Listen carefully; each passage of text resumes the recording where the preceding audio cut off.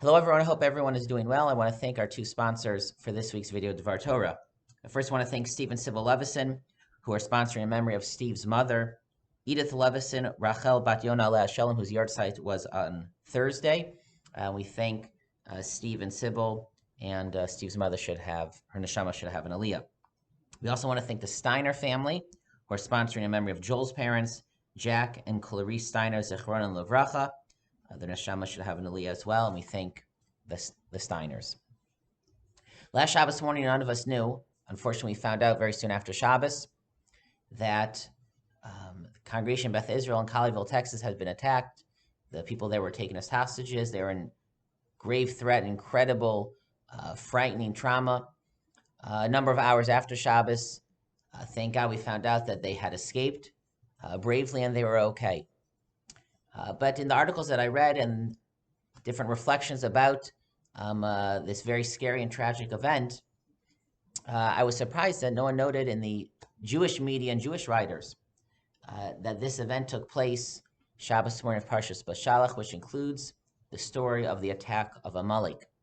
Amalek in the tradition was always seen as an embodiment of an irrational hatred. In the Torah, the story Amalek attacks the Jewish people for no good reason. Jewish people were walking through the wilderness. They were no threat to Amalek. Amalek simply attacked them because they could and because they wanted to. The Torah concludes, the Parsha concludes last week, Milchama l'Hashem b'Amalek midor dor. And Hashem will have a war with Amalek from generation to generation. Amalek will always exist. Nowadays, we don't know of any biological, genetic, actual descendants of that nation. And therefore, there's an old understanding that the idea of Amalek, the force of evil of Amalek, that will always exist in the world, and God will always have a battle with that until the world is perfected. And again, that is because there is always some amount of evil in the world. Just as there is a Yetzer Hara in every individual, so too there is always some evil in the world, and some of that is expressed as anti-Semitism, hatred, chas v'shalom, attacks against the Jewish people. The past couple of generations have been the exception to Jewish history, and unfortunately, we are learning once again that anti-Semitism has not been eradicated even in the wonderful country of the United States. Anti-Semitism does exist, and according to many understandings of our tradition, there will always be some anti-Semitism. There will always be Amalek. And so what does that mean? Does that mean we just give up our hands? That's what it is. Write off the rest of the world. There is always Amalek. There's nothing to do. No, that is not the Torah perspective. There is a question debated in our ancient sources through our classical commentaries regarding our Parsha, Yitro. There are two halves to this week's Parsha. Yitro, Moshe's father-in-law, coming to the Jewish camp, and then, of course, the giving of the Torah. And one would expect those events to be in chronological order as they are presented, but there are a number of hints which imply that Yitro actually joined the camp after Har Sinai. And if so, the question is, why is the story of Yitro presented immediately after Bishalach, before Har Sinai, not in chronological order? The Ibn Ezra, who makes that case, explains as follows.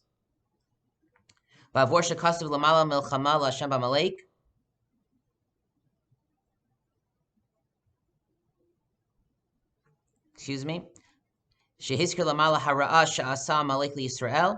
Torah just recorded the evil that Amalek did to the Jewish people. Hizker Kenegdo Tova Sha'asa Yisrael. And then immediately records the good deed, the good feelings that Yisro felt towards the Jewish people. The Torah is presenting as follows. And it was when the Jewish people were traveling in the wilderness, and then for no reason, an evil nation, Amalek, attacked them. And it tells that story. But then immediately the Torah wants us to know, but you should know that there were others amongst the nations, as exemplified by Yisro, who at that same time had the opposite reaction and were inspired by the Jewish people and wanted to join their message and join them at the encampment in the wilderness. The Medrash clearly sees this contrast between Amalek of last week's Parsha and Yisro of this week's Parsha with an even more incredible suggestion. The Medrash records, Amalek v'Yisro haya be'etzim paro. Both Amalek and even Yisro were somehow involved in advising Paro to persecute and even kill the Jewish people. Ukeshara'a Yisro she'i be'ekadosh baruch hu. Our parsha begins by Yishma Yisro, and Yisro heard what the previous events.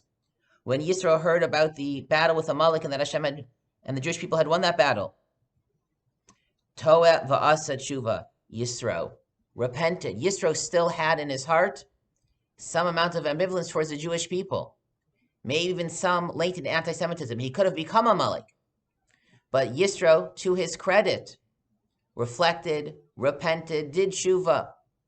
He was a recovering anti-Semite, which you can find that label on social media and other places. Yisro's heart was changed. He did tshuva. And he became positively inclined to the Jewish people. And he even added to the Torah. We accepted him with open arms.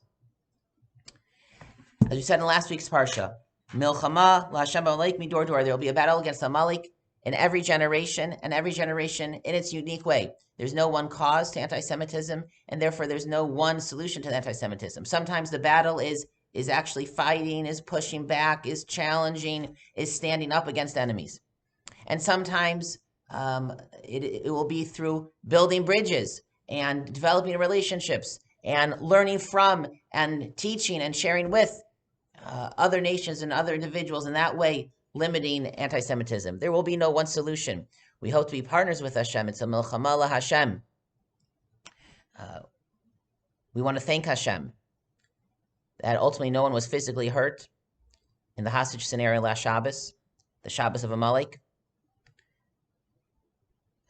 With Hashem's help, milchama laHashem ba'Amalek, Hashem protected them. And we hope to be good partners with Hashem.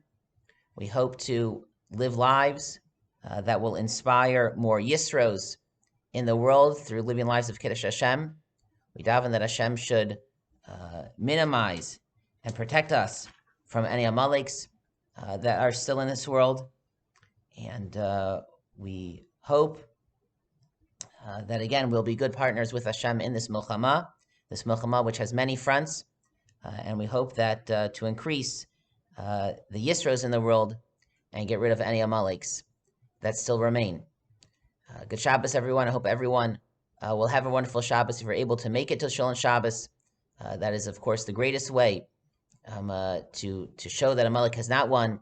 As many shuls, we encourage everyone, again, if you're comfortable, if it's appropriate, to especially come to Shul and be on Shul and Shabbos, and that will be one more battle won in the Milchama laHashem ba'Amalek. Good Shabbos, everyone, and Shabbat Shalom.